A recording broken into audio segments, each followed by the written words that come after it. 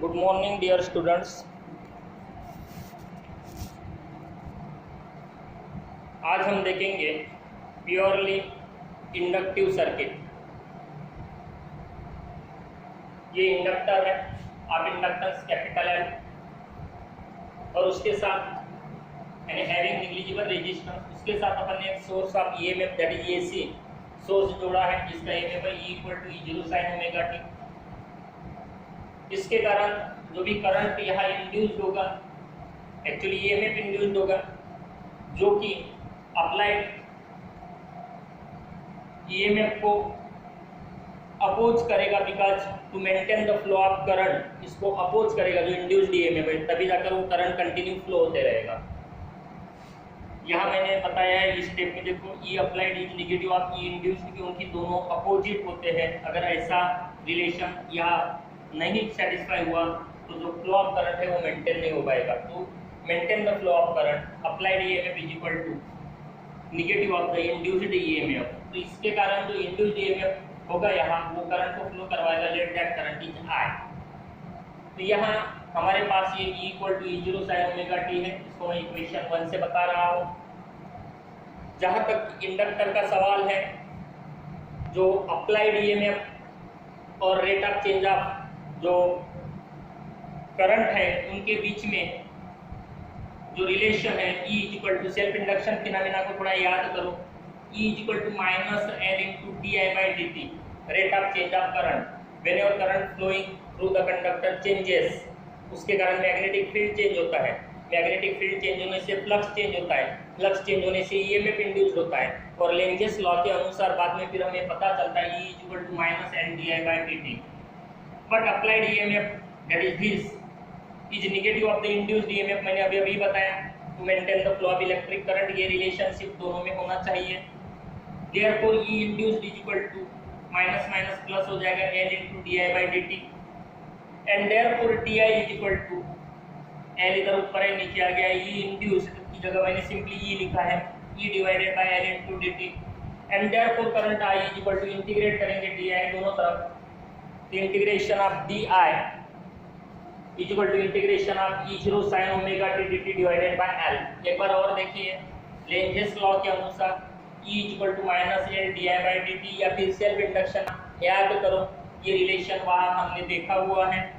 But applied EMF is negative of the induced EMF, they oppose each other to maintain the flow of current. It is necessary E induced is equal to therefore L × di/dt, and therefore di is equal to E × dt divided by L।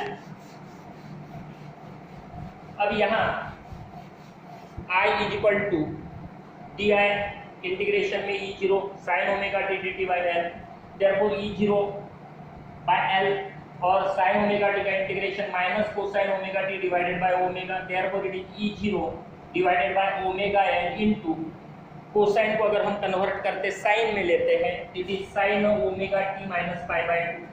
E0 upon omega L को यहाँ अपन I0 से बताएंगे, I0 that is P का value of the current, I0 sin omega T - π/2, it is equation 2। मैं यहाँ इसको लिख कर रख रहा हूँ, I = I0 sin omega T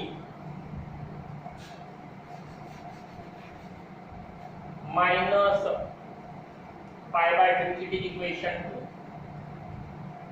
where I0 is E0 upon omega L। अब यहाँ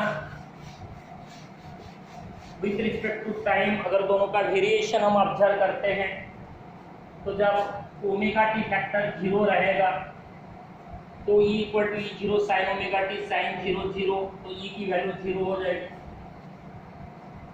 जब ओमेगा टी 0 रहेगा तो यहाँ I की वैल्यू -I0 मैक्सिमम में अगर देखा गया, मतलब उस समय ये निगेटिव इसमें अपने को अपीयर होगा। मतलब देखो, जब E0 है 0, उस समय आप देखेंगे पूरा अगर कंप्लीट करते ग्राफ तो इस प्रकार से निकलेगा, यानी नेगेटिव साइड में। तो ये निगेटिव मैक्सिमम वैल्यू है, मतलब मैक्सिमम है बाकी निगेटिव है।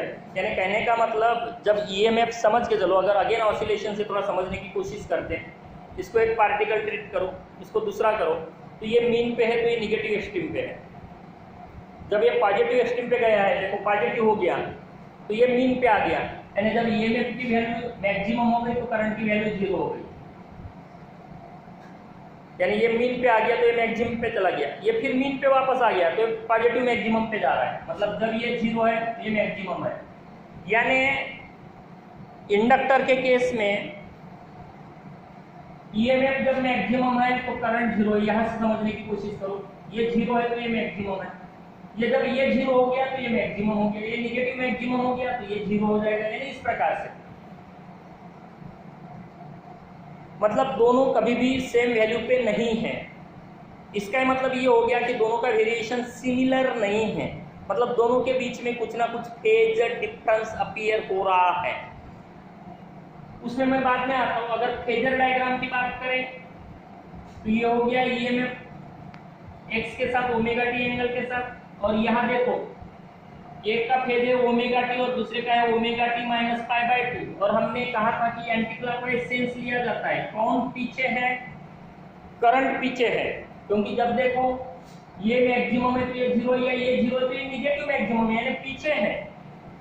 तो कितना पीछे है? 90 से। तो फेजर डायग्राम जब बनाया जाएगा तो ये हो जाएगा करंट I0, और ये जो भी इंस्टेंटेनियस वैल्यू देगा I0 sin omega T, maximum यानी ईएमएफ ये देगा E0 sin ओमेगा टी। तो दोनों के बीच का जो फेज डिफरेंस है वो मेजर करो इक्वेशन 1 और 2।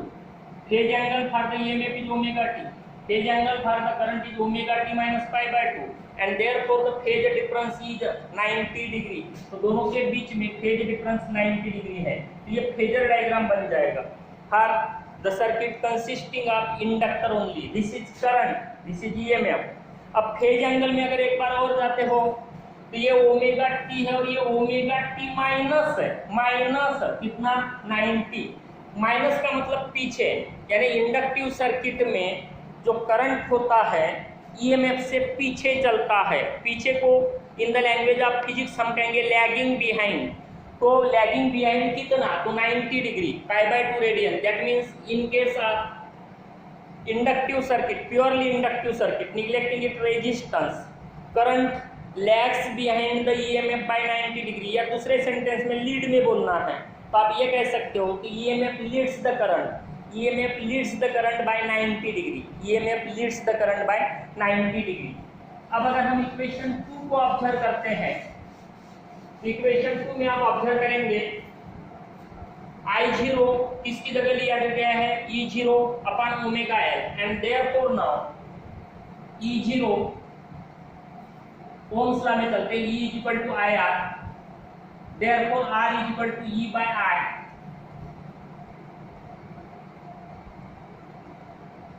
and therefore here from this relation omega L is equal to E divided by I। अब ये रेजिस्टेंस की जगह पे अपीयर हो रहा है। तो जहां तक एसी सर्किट्स का सवाल है, एसी में एक अपोजिशन होता है फ्रीक्वेंसी इंडिपेंडेंट, जिसको अपन ने प्योरली रेजिस्टिव सर्किट में कहा है कि डीसी और एसी के लिए, दोनों के लिए वो सिमिलर होता है। लेकिन यहाँ आ जाते हैं तो एक अपोजिशन हमें अपीयर हो रहा है ओमेगा, यानी कि अपन कहेंगे इसको 2 pi F, where F is the frequency, जो कि फ्रीक्वेंसी डिपेंडेंट है। और जो फ्रीक्वेंसी डिपेंडेंट अपोजिशन होता है एसी सर्किट्स में, उसको रिएक्टेंस कहा जाता है। In general it is denoted by x, in case of inductor इसको इंडक्टिव रिएक्टेंस कहा जाता है, जो कि ओमेगा एल यानी 2 पाई एफ एल अपीयर होता है। Omega L is the inductive reactance, it is frequency dependent opposition. जहां तक फ्रीक्वेंसी का और एक्सेल का सवाल है, we can say it is directly proportional to the frequency. जहां तक डीसी का सवाल है, डीसी की फ्रीक्वेंसी 0 होती है, तो opposition for the DC due to inductor is 0, क्योंकि फ्रीक्वेंसी कितनी है? 0 है, तो ये डीसी को अपोज ही नहीं करता, आसानी से फ्लो होने देता है। किसी भी प्रकार की वैल्यू उसमें से जब डीसी फ्लो होता है तो रिड्यूस नहीं होती। लेकिन जैसे जैसे फ्रीक्वेंसी बढ़ते जाती है, इसका अपोजिशन जो है वो भी बढ़ते जाता है, क्योंकि ये डायरेक्टली प्रोपोर्शनल टू फ्रीक्वेंसी है। तो हाइयर फ्रीक्वेंसी वाले एसी को ये ब्लॉक कर सकता है, यानी more the frequency of AC more will be the opposition which is frequency dependent, that is inductive reactance. It is denoted by X suffix L and it is given by omega L at 2 pi f L. Okay, see you in the next video.